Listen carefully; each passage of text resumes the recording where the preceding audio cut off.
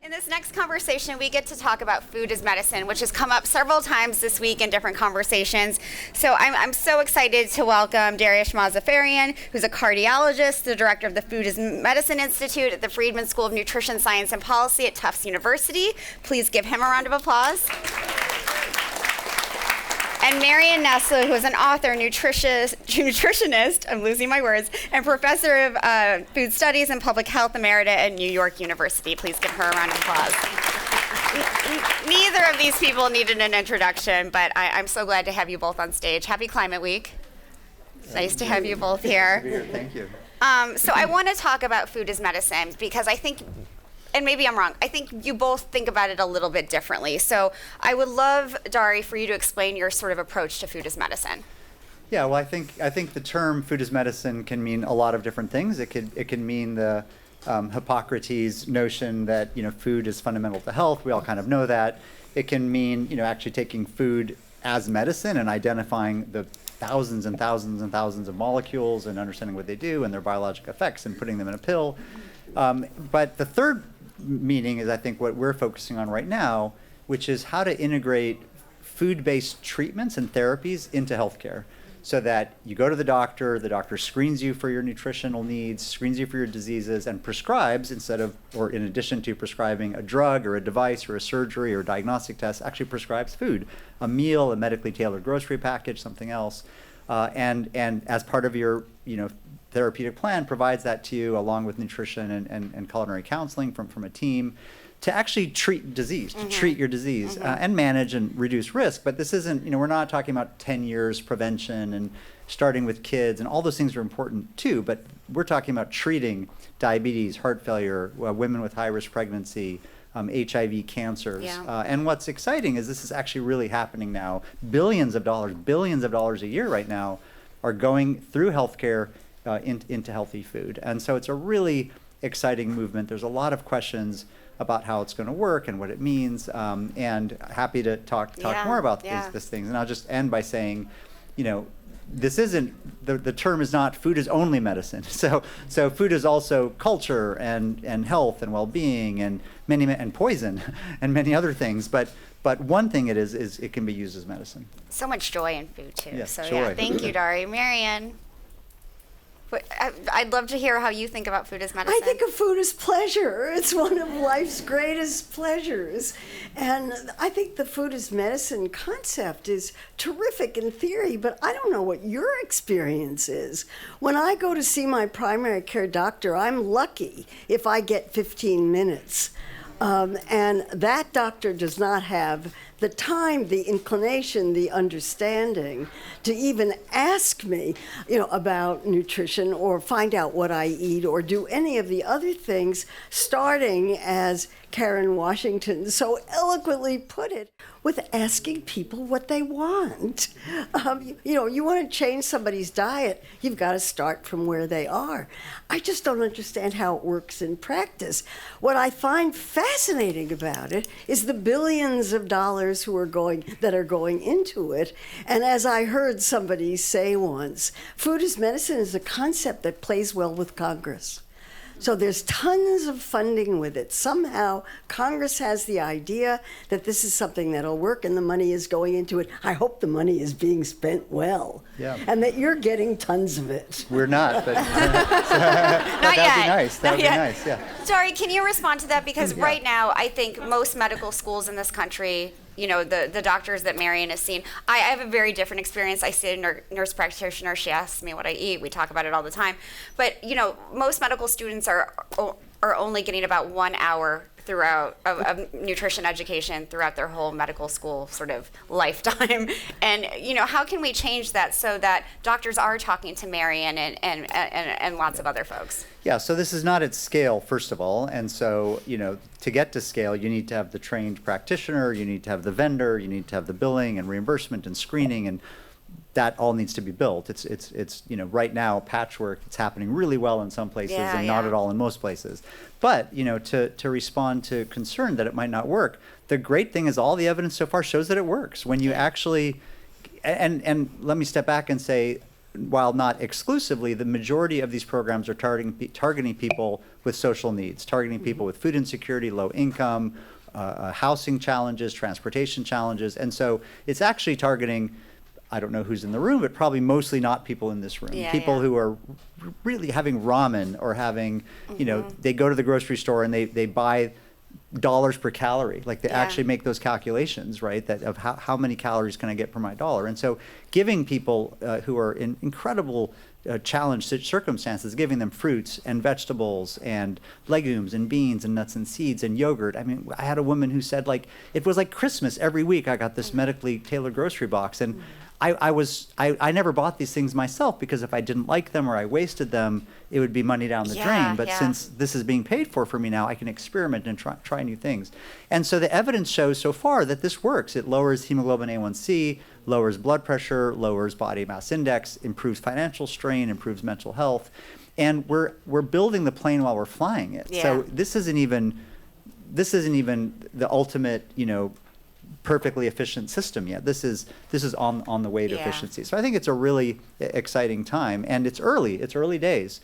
We need to build this and make it work. But I'm so excited that there's an innovation in healthcare, a systems-based innovation in healthcare that's actually targeting food, the most fundamental, you know, thing for health, and it's actually targeting people who need it the most. Yeah. Because as a cardiologist, I've seen statins, I've seen other lipid-lowering drugs, I've seen vascular devices and diagnostic tests and all these things. They always go to the people who need them the most, the least. And here we have the first innovation, major innovation in healthcare that's actually going to people who need it the most. And so I think it's an exciting time. And we have to remember, you know, we talk about, you know, money and the power of money. $1 in $5 in our economy, $1 in $5 that goes through our pockets goes to healthcare. $1 in $5. The average family of four, it's almost $50,000 a year for an average family of four to spend in healthcare. If we can take a little bit of that money and start applying it to healthy food, we'll not only get better health, we'll start to have farmers who are getting rewarded for growing these foods. We'll have companies starting to get rewarded for shipping these foods and storing these foods and making these foods. So it's not the only solution, but we're actually taking the biggest sector of our economy, which is healthcare, and shifting it to focus on food. Since Marion brought up Congress, I'm hoping you can both talk about policy and that was my next comment. I want policy. Right? I want policy. We had policy during the pandemic. Right. People had more money during the pandemic to spend on food. Guess what? Food insecurity went down. What a surprise. If you give people food and they eat it, of course they're going to be healthier. If you give them money to buy food, a lot of them are going to buy healthy food. We need policy. We had it. Congress took it away. And why don't we have more policies, Dari, that focus on, you know, we tell people, like, eat better. You know, we shame them when they have these diet-related diseases. We do all of the wrong things in a lot of ways, and I know you are working so hard to shift that, but then we don't have these policies in place to really make sure that people can eat in a way that is better for them and for the planet. Yeah, so, you know, we think of food as medicine as a pyramid with the most intensive sort of fully prepared meals at the top, down to groceries, down to produce, down to strengthening our federal nutrition programs like SNAP and WIC and school meals. And at the bottom, at the base of food as medicine is population level policy that actually supports a healthier food system for all. That's the prevention. Yeah. That's the, you know, addressing and targeting the whole population. So food as medicine absolutely includes kind of the policy as a whole.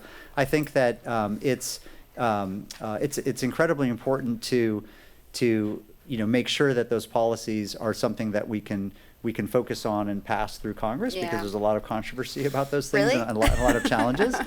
But what's interesting is the GLP-1 drug movement. They're so expensive. These drugs are so expensive that now folks in Congress, folks in healthcare are starting to say, you know, we can't spend $600 billion on a single drug. Right. It's already, last year, semaglutide is already the top-selling drug in the United States, and it's going to go up. So it's actually starting to turn attention on policy. And so I agree with Marion. We need effective policy to support, you know, food as medicine. Food as medicine in healthcare is one tool.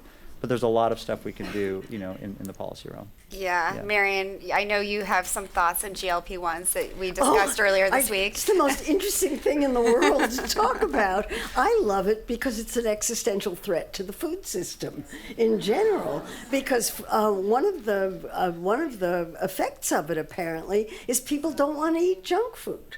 They don't want to eat ultra-processed foods. They don't want snack foods. They don't want sugar-sweetened beverages. They don't want candy. They don't want desserts. And they want smaller portions. What a concept. And the food industry is quaking in its collective boots between that and and inflation, which has increased the price of foods. They're just really worried. And the concept of ultra-processed foods in general, which everybody gets, and everybody understands that you'd be healthier if you ate fewer ultra-processed foods. So this is a fascinating time. It's also a fascinating time to find out what happens with these drugs, whether people will stay on them or not, because about half the people who are on them go off them in a year because of the cost or because of the side effects. So I'm just waiting to see what happens. I'm fascinated by it. Can I add something, Danny? You also asked about the focus on the individual versus policy, and I should have mentioned, 3 in 4 American adults today have obesity. 1 in 2 have diabetes or pre-diabetes, and if you add blood cholesterol levels and blood pressure levels to those two things, 7% of American adults actually have healthy levels of all of those things. 7%. Mm-hmm. So 93% of Americans are walking around sick, and most of them, it's their baseline. They don't even know they're sick because this is how they've always felt, right? And it affects their physical health or their mental health. When you have 93% of the population who's sick, the system is broken. Yeah. This is not a problem of individual free will and gluttony and poor choice and you bad person. You should have made a better decision. The system is broken, and so broken systems need systems change. And so I think that's where food as medicine is a systems change, a policy change within healthcare. There's things we can do around at FDA, there's things we can do at NIH, there's things we can do in the federal nutrition programs. Those are the major levers right now to start shifting, U.S. food policy. And I think there's a moment here because we can't afford these drugs, even at the most discounted amount, which they're about $550 a month, which is way more than any person spends on food. Unless they're going to fancy New York restaurants every night. But in the grocery store, you're not going to spend $550 on one person. And so right now, 93 million Americans qualify for just the weight loss indication. There's a diabetes indication, there's a cardiovascular disease indication, there's a kidney indication. Just the 93 million Americans who qualify for the weight loss indication, if they all got the drug at discounted prices, it would cost $600 billion a year. Guess how much we spend on all drugs combined in the United States right now? $600 billion a year. So we're talking about one drug costing as much as every other prescription drug that we buy. It's impossible. We can't do it. We can't do it. Like our economy cannot handle it. So something's got to give, and I think what's going to give is people are going to start looking for cheaper alternatives to fix people's health, and food and exercise and sleep and mental health are the most foundational things. Yeah. I mean the common sense things, and not these weird drugs. Sorry. Yeah. I mean they're good drugs, but we just can't afford them. No, they're so expensive. Yeah. I want to switch gears a little bit and talk about how the federal dietary guidelines fit into all of what we're talking about, because they become so contentious, and I understand why. As somebody who looks at the food system a lot, but they shouldn't be as contentious as they are. And I wonder if you can both talk about them. Well, I'll start. I just think dietary advice is so simple, and I'm very fond of quoting Michael Pollan, eat food, not too much, mostly plants. Really that takes care of it. And the great thing about it is that takes care of diet and health, and it also takes care of diet and climate change, because it's the same diet, largely but not exclusively plant-based, not eating too much ultra-processed foods, and balancing calories. Really simple. What I find just breathtaking about the dietary guidelines is how the politics of them are so complicated this year. We just saw Republicans at a congressional hearing talking about the need to prevent chronic disease in a way that mainstream nutrition scientists aren't talking about, except you. And I'm just stunned by the fight over the dietary guidelines, who's on which side, and how people are making political choices about it. I'm just so glad I'm not on that committee this time. I was on the committee in 1995. That was enough.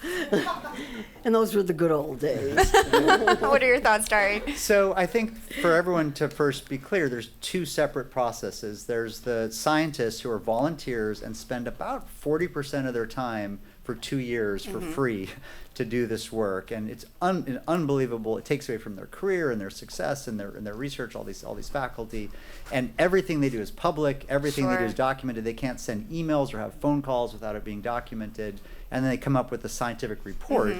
And then that report goes to USDA and HHS, and it's a black box, and we have no idea who they're talking to. We have no idea how they make their decisions, and the final dietary guidelines come out.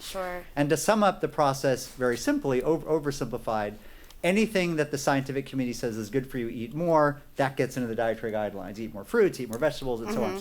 Anything the dietary guidelines say eat less gets transfigured and transmorphed into nutrients.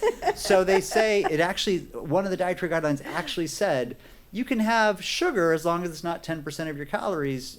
You can have salt as long as, so for example, you can have a soda and you can have processed meat as long as it's within your, rather than saying, these are foods that are bad for you, avoid them. Like the dietary guidelines never say that. So that's the political process. People get really hung up in the committee, but the committee's usually excellent.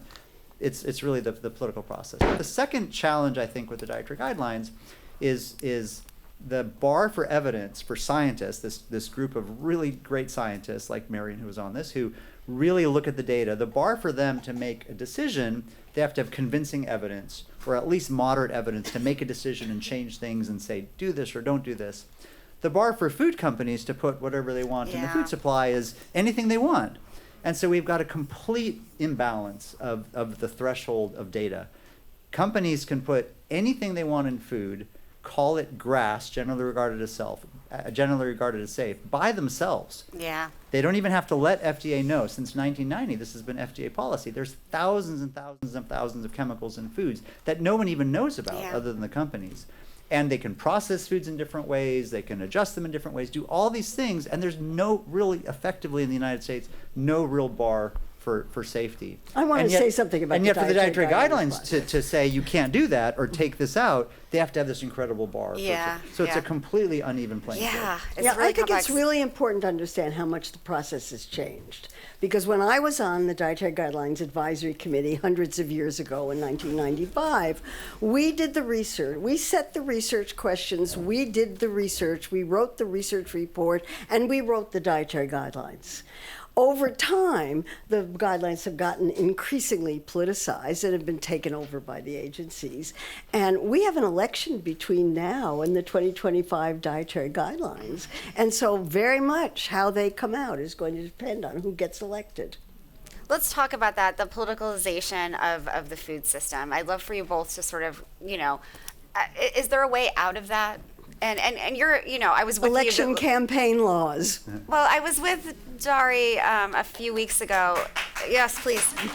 On Capitol Hill. Are we making progress? Yeah, I have just been stunned by the change and receptivity in Congress to the notion that food is the top cause of poor health in this country and it's fixable. And while it's totally bipartisan, more Republicans than Democrats are actually recognizing this than before because they see the fiscal impact. When I was born in 1969, 5% of the federal budget was spent on healthcare. Now it's almost a third. It is crowding out every other spending priority. So Congress is arguing about infrastructure or the child tax credit or NIH funding or all of all these other things. Those are drops in the bucket compared to healthcare spending. Healthcare spending is dominating the federal budget and going up. And so Republicans especially see this, and I've told them none of you, Democrats or Republicans, are going to be able to enact anything you want until you fix healthcare spending, and you're never going to fix healthcare spending by rearranging deck chairs on the Titanic through, well, we'll create HMOs, or we'll create Medicare Advantage, or we'll do this or that to have doctors do less. You have to fix people's health. Yeah. We're deeply unhealthy, and most of that happens outside of the clinic, outside of the hospital. It happens in our daily lives, and food is the top issue, and then of course the other foundational issues we mentioned. And so what's really exciting is both parties now see this, and so Vern Buchanan, who chairs the Ways and Means Committee subcommittee that funds healthcare, held this hearing on last week, and Senator Bill Frist, a former Republican Senate Majority Leader and physician, Dr. Mark Hartman, a functional medicine doctor, and others spoke about this, and Republicans and Democrats in their opening remarks said the food system's broken, we have to fix this. And so there's a moment here. Yeah. There's a moment here where both parties are recognizing this.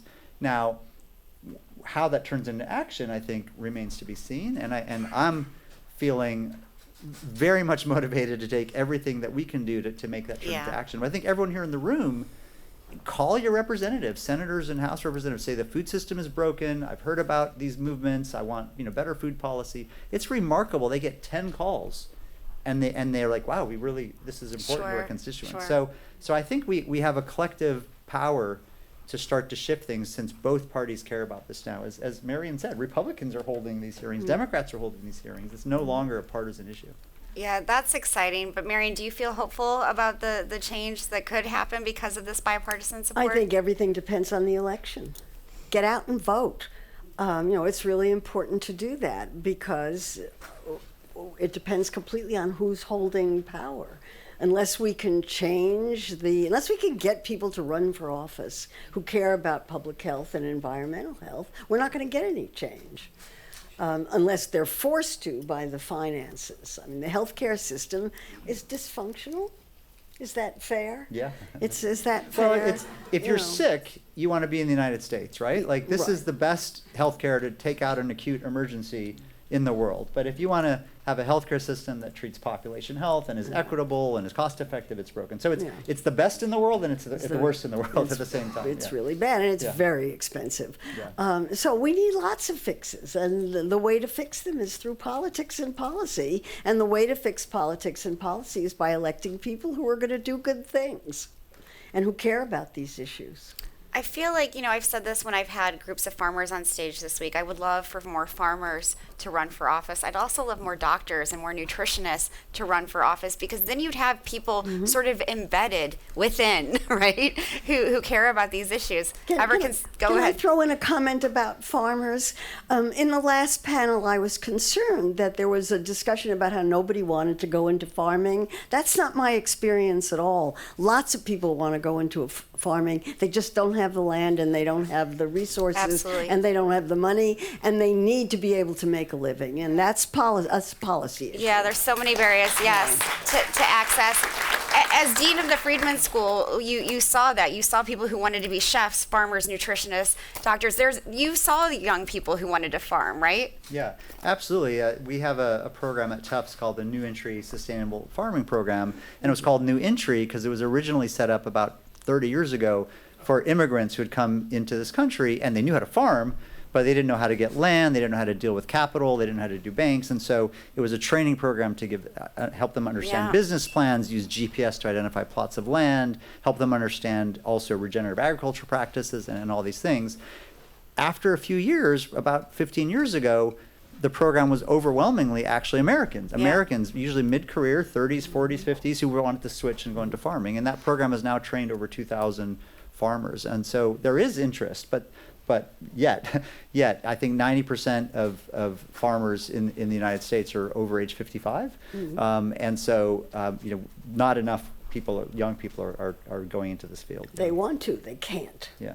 Absolutely. I want to give you both in these last 30 seconds, and I know what Marion's is, I think, but a call to action. This is the end of Climate Week. I want to, maybe it's not a call to action, maybe it's something to inspire and give everyone hope as they sort of go back to their regular lives and are not at Climate Week anymore. I don't know. I mean, just look around the audience, look at each other. How could you not have hope? There you are. It is hopeful. I mean, really. Good one, Marion. Good one. Dari, last You word. know I was going to say No, that.